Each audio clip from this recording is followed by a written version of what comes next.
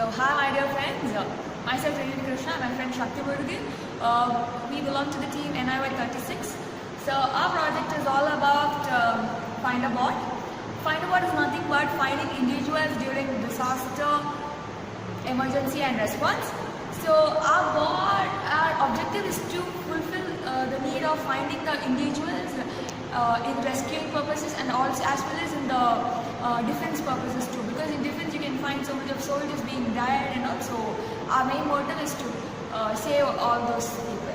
And coming to the point, why we created a Find a Bot is that basically we are mechatronics engineers, so we consider robotics as just part and parcel of mechatronics department.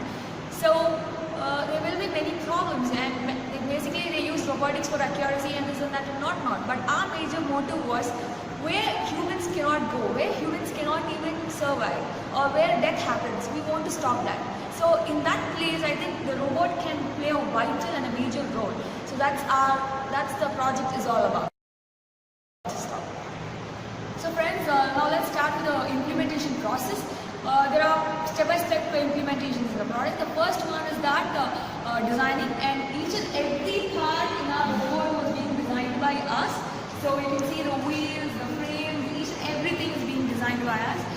And then it comes, after designing, we want to check whether it would stand. So in SolidWorks itself, you have a thing called analysis. So we analyzed it with things like force, fixtures and all. We kept an analysis, so can it withstand, and it withstand it too. And then comes with the simulation part. We simulated it and it worked. And next, after everything is done with the designing and it is okay, fine, then it goes to the process of called 3D printing. So each and every part here is being 3D printed and it is being mounted with the screws and nuts. So why we choose 3D printing is a main reason is that it is really it is so lightweighted. Okay, you can get a part very strong, and because the 3D printer, in 3D printing we use the material called ABS. So ABS material is really strong and you can really use it, and see, because as it is a bot which can go in each and every terrain, so different kinds of terrain it has to go. So it has to be so very strong. If you go for steel or some other material like iron, it will be so heavy and it takes more manufacturing time is very late and all we have to go. But it is like, see, it is very strong, as well as it can be done within hours of time.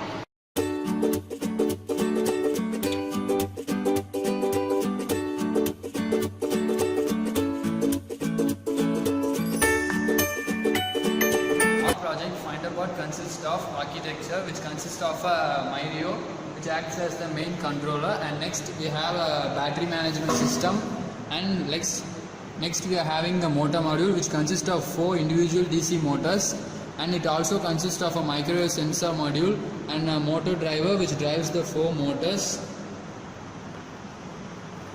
And the Find a Bot is also controlled with a 6-channel computer transmitter, which the bot can be easily controlled via radio frequency.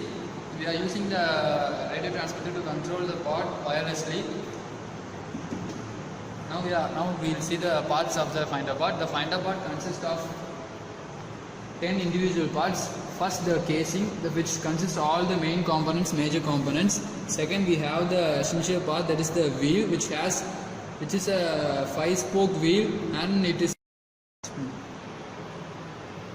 Now let's see about the wheels, which has 5 spokes and it is 3D printed. We designed the wheel individually, 4 wheels in the SolidWorks, and in the edge we are gonna implement a timing belt for damping purposes, which acts as a damper, and it reduces mostly of vibrations caused by the wheels. And the robot has 2 modes of operation, which is one is wheeled mode and another one is legged mode. In wheeled mode, the 5 spokes will be connected by a timing belt. It acts as a wheel, and in legged mode the wheels will be like this, and it will act as a 5-spoke wheels. And we'll go to the next part. Next part is the frame. The frame, this is called the trellis frame, which acts as a support between the casing and the coupler. The coupler is essential part because it connects the 2 shafts of the rear wheel motors, and the frame and the coupler is attached by a pin, and everything is wired, and everything it's made of ABS material, and we are using fused deposition molding FDM instead of SLA, because SLA is much costlier and SLA is also much costlier. So we are using FDM printing technology.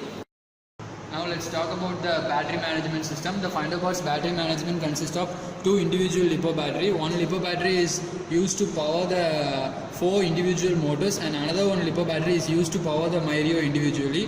The first LiPo battery which powers the 4 motor is 11.1 volt LiPo 3-cell battery with 40 capacitance, and the second LiPo battery is used to power the Myrio and the receiver, which is of 11.1 volt 3-cell, and it has a capacitance of 30 victims. The first sensor is the micro sensor, which acts as the heart of the Finderboard, which is used to detect the heartbeat of the victims, and it is used to navigate the victims. And it also uses a temperature sensor to detect the temperature changes inside the rubble, and it also has a gas sensor which detects gas leakages in the pipelines buried under the rubble, and it also has a PIR motion sensor which is used to detect the equipment's presence when the microwave sensor is not applicable.